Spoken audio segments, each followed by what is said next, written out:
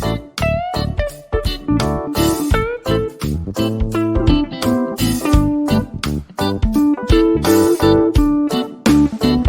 Everyone, management मंत्रा के इस video में आप पढ़ेंगे मार्केट सेगमेंटेशन। तो नेक्स्ट आप देखते हैं कि मार्केट सेगमेंटेशन से रिलेटेड कौन कौन से टॉपिक आप इस वीडियो में पढ़ने वाले। तो फर्स्ट आता है कि इसका क्या मीनिंग होता है, इसकी डेफिनेशन, क्या रिक्वायरमेंट्स होती है मार्केट सेगमेंटेशन की, और क्या बेसिस होता है जिसमें कि हम डिवाइड करते हैं मार्केट सेगमेंटेशन को, या आप बोला जाए तो क्या टाइप्स होते हैं मार्केट सेगमेंटेशन के। इनको डिटेल में देखने से पहले डिस्क्रिप्शन में आप मार्केटिंग मैनेजमेंट से रिलेटेड डिफरेंट टॉपिक्स पे वीडियो देख सकते हैं। वीडियो अच्छा लगे तो प्लीज़ लाइक कीजिए, चैनल को सब्सक्राइब कीजिए और कमेंट कीजिए।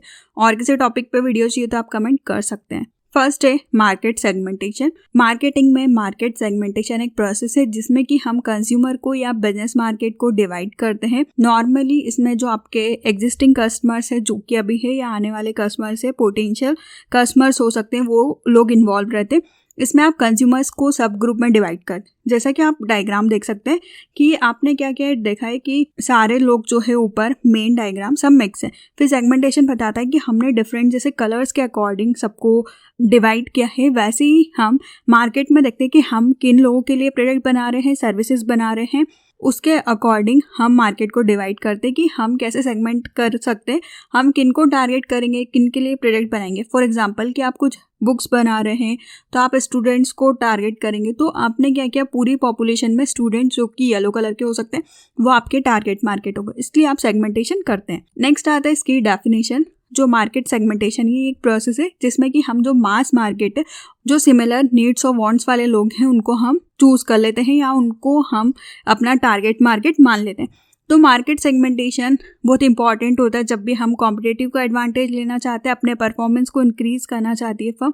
तो इसमें आप आइडेंटिफाई करते हैं सेगमेंट को, इंडस्ट्री की क्या डिमांड है उसको देखते हुए, फिर आप टारगेट करते हैं स्पेसिफिक सेगमेंट की डिमांड के अकॉर्डिंग, फिर आप डेवलप करते हैं स्पेसिफिक मार्केटिंग मिक्स को हर टारगेट मार्केट सेगमेंट के अकॉर्डिंग। तो आप क्या करते हैं, पूरी पॉपुलेशन में से आप आइडेंटिफाई करते हैं सेगमेंट को, फिर उनकी स्पेसिफिक डिमांड को देखते हैं और उसके अकॉर्डिंग आप प्रोडक्ट को डेवलप करते हैं। नेक्स्ट आता है कि क्या रिक्वायरमेंट होती है मार्केट सेगमेंटेशन की।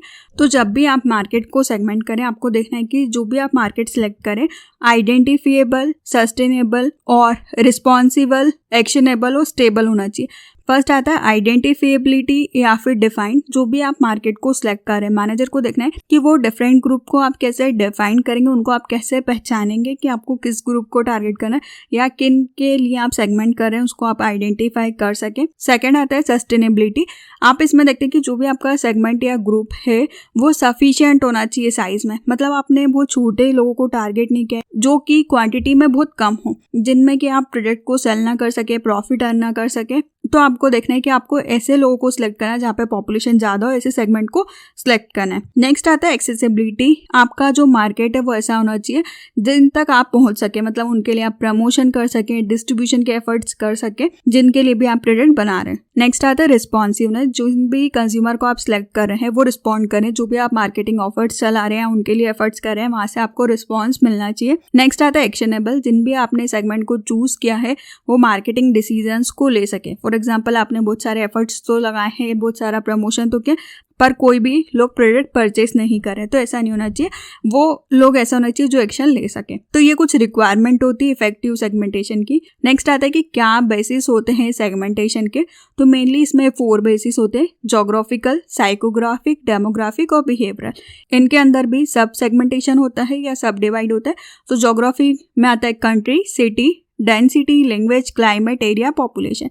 डेमोग्राफिक में आता है age, gender, income, education, social status, family, life stage, occupation. Psychographic में आता है लाइफस्टाइल, AOU मतलब कि activity, interest, opinion, concern, personality, value, attitude. और लास्ट आता है behavioural, benefit sought, purchase, users, extinct, occasion, buyer stage, user status, life cycle stage और engagement. मतलब इन सारे फैक्टर्स के अकॉर्डिंग आप मार्केट का सेगमेंटेशन कर सकते हैं।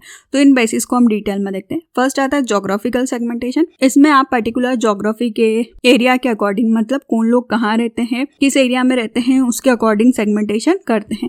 किसी भी एरिया का क्या पिन कोड है उसके अकॉर्डिंग भी आप सेगमेंटेशन कर सकते हैं। तो ये पर्टिकुलर एरिया में रहने वाले लोगों के अकॉर्डिंग सेगमेंटेशन होता है। तो इसमें आप कंट्री के अकॉर्डिंग मतलब कि Brazil, Canada, China, France, Germany, India, Italy, Japan, UK, US, इसके अकॉर्डिंग सेगमेंटेशन कर सकते हैं। नेक्स्ट आता है रिलीजन, कि कौन से लोग किस एरिया से बिलोंग करते हैं, तो वहाँ का डिफरेंट कल्चर होता है, वहाँ के लोगों की थिंकिंग डिफरेंट होती है, उसके अकॉर्डिंग भी आप सेगमेंटेशन कर सकते हैं। लाइक हम इंडिया में ही नॉर्थ, साउथ, ईस्ट, वेस्ट ऐसे सेगमेंटेशन कर सकते हैं। तो हमको पता है कि साउथ में लोग क्या चीज़ें खाना पसंद करते हैं, इडली, सांभर, डोसा, तो वैसी चीज़ें चलती है। तो आप रिलीजन के अकॉर्डिंग भी सेगमेंटेशन कर सकते हैं। और ज्योग्राफी के अंदर आप लैंग्वेज के अकॉर्डिंग भी सेगमेंटेशन कर सकते हैं, क्लाइमेट के अकॉर्डिंग भी सेगमेंटेशन कर सकते हैं। नेक्स्ट आता है डेमोग्राफिक सेगमेंटेशन। इसमें आप सेगमेंटेशन करते हैं पॉपुलेशन के अकॉर्डिंग, कि जो भी लोग रहते हैं उनको कौन से फैक्टर्स या वो कौन से वेरिएबल से अफेक्ट होते हैं। मतलब आप एज देखते हैं कि किस एरिया में किस एज ग्रुप के लोग ज़्यादा रहते हैं, income, family size, socio economic status, या डेमोग्राफिक में हम सिमिलरली लोगों का क्या परचेसिंग पैटर्न है। तो इसमें हम डेमोग्राफिक वेरिएबल्स के अकॉर्डिंग मतलब कि पर्टिकुलर एरिया में रहने वाले लोगों की क्या एज है, इनकम है, फैमिली साइज या सोशो इकोनॉमिक स्टेटस के अकॉर्डिंग सेगमेंटेशन कर सकते हैं। तो फर्स्ट हम देखते हैं एज, कि पर्टिकुलर एज के अकॉर्डिंग आप मार्केटर की क्या डिज़ाइन, कैसी पैकेजिंग का यूज़ करेंगे, कैसे वो पर्टिकुलर प्रोडक्ट को प्रमोट करेंगे और किस एज ग्रुप की क्या डिमांड्स है। तो इसमें आप देख सकते हैं कि जो 5 साल से छोटे हैं, 5 से 8 के बीच में, 9 से 12 तक, 13 से 17, 18 से 24, 24 से 29, तो ऐसे आप पर्टिकुलर गैप के अकॉर्डिंग डिवाइड कर सकते हैं एज के।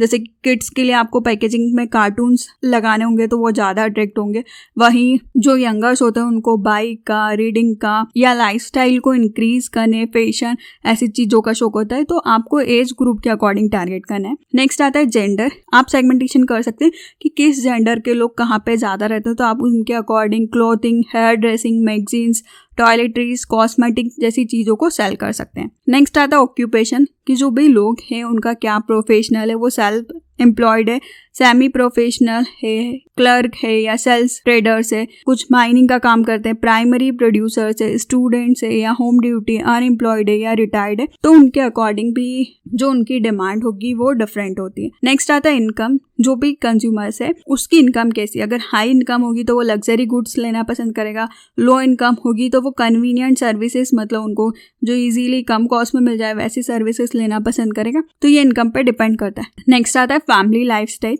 जो फैमिली में रहने वाले लोग हैं वो कौन सी स्टेज में, कोई यंग सिंगल है, young married with no children है, young family with children under 5 years है, ओल्डर मैरिड विद चिल्ड्रन है, older married with no children living at home, या फिर ओल्डर लिविंग अलोन। मतलब किस टाइप का है, कोई अकेला युवा रहता है या कोई अकेला वृद्ध रहता है, कोई अपनी वाइफ के साथ रहता है, बच्चे के साथ रहता है, तो उनके अकॉर्डिंग ये डिमांड डिफरेंट होती है। नेक्स्ट आता है एजुकेशन का लेवल। कोई प्राइमरी स्कूल में, सेकेंडरी स्कूल में या यूनिवर्सिटी में डिग्री ले रहा है, पीजी कोर्सेज कर रहा है, तो उसके अकॉर्डिंग उसकी डिमांड डिफरेंट होगी। नेक्स्ट आता है सोशल क्लास। सोशल क्लास आपको इन्फ्लुएंस करता है कि आप कैसी चीज़ों को लेना प्रेफर करते हैं, like car, clothing, furnitures, lizards activity. Next आता है लाइफस्टाइल, कि आपकी कैसी लाइफस्टाइल है उसके अकॉर्डिंग आप डिफरेंट चीज़ों की डिमांड करते हैं और लोग उसके अकॉर्डिंग कैंपेन्स बनाते हैं। तो ये थे सारे डेमोग्राफिकल फैक्टर। नेक्स्ट आता है साइकोग्राफिक सेगमेंटेशन। इस सेगमेंटेशन में साइकोमेट्रिक्स का यूज़ किया जाता है या फिर लाइफस्टाइल सेगमेंटेशन भी इसको बोला जाता है। इसमें आप स्टडी करते हैं कि लोगों की क्या एक्टिविटी है, इंटरेस्ट है और ओपिनियन है कस्टमर्स का। ये कुछ एक्सटर्नल फैक्टर है या ये फैक्टर्स उनकी साइकोलॉजी को अफेक्ट करते हैं। तो आप यहाँ पे लोगों की कैसी साइकोलॉजी है उसके अकॉर्डिंग सेगमेंटेशन कर सकते हैं। तो इसमें आप देखते हैं कि लोग कौन सी एक्टिविटी को करना पसंद करते हैं, कैसी चीज़ों में उनका इंटरेस्ट है और उनका पर्टिकुलर चीज़ों को लेके क्या ओपिनियन है।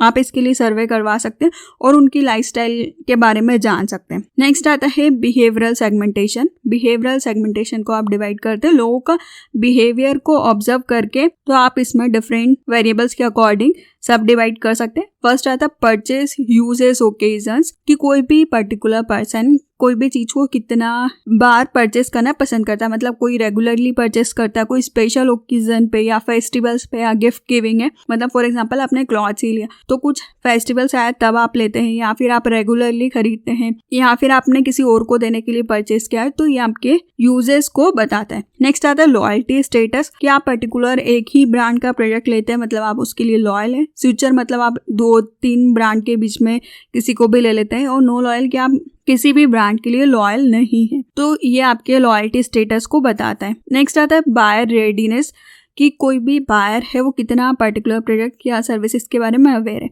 मतलब हो सकता है कि आप बिल्कुल ही अवेयर ना हो, मतलब अवेयर हो सकते हैं कि आपको पूरी इसके बारे में नॉलेज है, और आप नेक्स्ट हो सकता है इंटेंशन टू बाय, कि आप पर्टिकुलर प्रोडक्ट को खरीदना चाहते हैं। नेक्स्ट आता है attitude to product and service, की पर्टिकुलर पर्सन का क्या एटीट्यूड है किसी भी प्रोडक्ट और सर्विसेज के लिए। वो एंथुसियास्टिक है, इंडिफरेंस है, हॉलिस्टिक, प्राइस कॉन्शियस है या क्वालिटी कॉन्साइज है, तो ये सारे उसके एटीट्यूड को बताते हैं। नेक्स्ट आता है अडॉप्टर स्टेटस, कोई भी किसी भी चीज़ को कैसे अडॉप्ट करता है, बहुत जल्दी करता है, बहुत लेट करता है या नहीं कर पाता है। नेक्स्ट आता है बेनिफिट्स ऑफ, इसमें मार्केटर आइडेंटिफाई करता है कि कंज्यूमर पर्टिकुलर प्रोडक्ट में कौन से मेन बेनिफिट को देखता है, तभी वो किसी प्रोडक्ट को या सर्विसेज को लेता है। नेक्स्ट आता है यूजेस, इसमें आप देखते हैं जो भी आपने मार्केट सेगमेंटेशन देखा है वो पर्टिकुलर प्रोडक्ट के लिए लाइट, मीडियम या फिर हेवी यूजर्स हैं। तो ये सारे फैक्टर्स आपके बिहेवियर सेगमेंटेशन को बताते हैं। तो इस वीडियो में आपने देखा कि मार्केट सेगमेंटेशन क्या होता है। इसमें हम मास मार्केट को देख के हम देखते हैं कि हमारी कंपनी किनको टारगेट कर सकती है, उसके अकॉर्डिंग सब डिवाइड करते हैं पूरे मार्केट को, उसको हम बोलते हैं मार्केट सेगमेंटेशन। तो इसमें हमने देखा इसका मीनिंग, डेफिनेशन, क्या रिक्वायरमेंट होती है इफेक्टिव सेगमेंटेशन की और क्या बेसिस है जिसमें कि हम सेगमेंटेशन करते हैं, जिसमें हमने देखे 4, ज्योग्राफिकल, डेमोग्राफिकल, साइकोग्राफिकल और बिहेवियर। वीडियो अच्छा लगे तो प्लीज़ लाइक कीजिए, चैनल को सब्सक्राइब कीजिए और कमेंट कीजिए। और किसी टॉपिक पे वीडियो चाहिए तो आप कमेंट कर सकते हैं। Thank you.